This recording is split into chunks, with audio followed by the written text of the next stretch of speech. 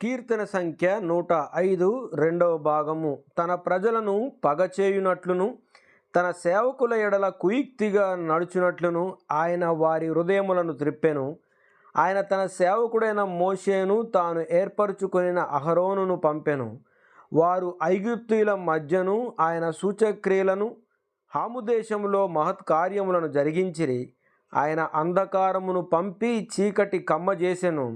వారు ఆయన మాటను ఎదిరింపలేదు.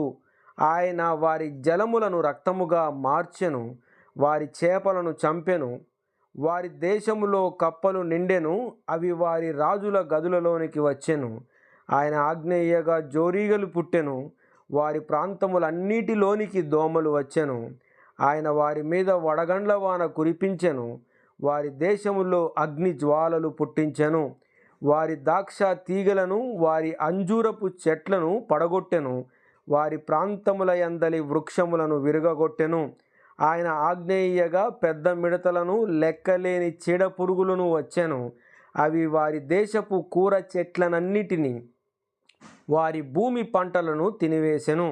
వారి దేశమందలి సమస్త జ్యేష్ఠులను వారి ప్రథమ సంతానమును ఆయన హతము చేసెను. అక్కడ నుండి తన జనులను వెండి బంగారములతో ఆయన రప్పించెను.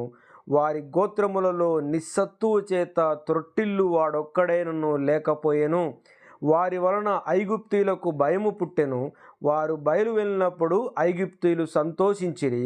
వారికి చాటుగా నుండుటకై ఆయన మేఘమును కల్పించెను, రాత్రి వెలుగిచ్చుటకై అగ్నిని కలుగజేసెను. వారు మనవి చేయగా ఆయన పూరేళ్లను రప్పించెను. ఆకాశములో నుండి ఆహారంనిచ్చి వారిని తృప్తిపరిచెను. బండను చీల్చగా నీళ్లు ఉబికి వచ్చెను, ఎడారులలో అవి ఏరులై పారెను. ఏలయనగా ఆయన తన పరిశుద్ధ వాగ్దానమును తన సేవకుడైన అబ్రాహామును జ్ఞాపకము చేసుకొని ఆయన తన ప్రజలను సంతోషముతోనూ తాను ఏర్పరచుకొనిన వారిని ఉత్సాహ ధ్వనితోనూ వెలుపలకి రప్పించెను.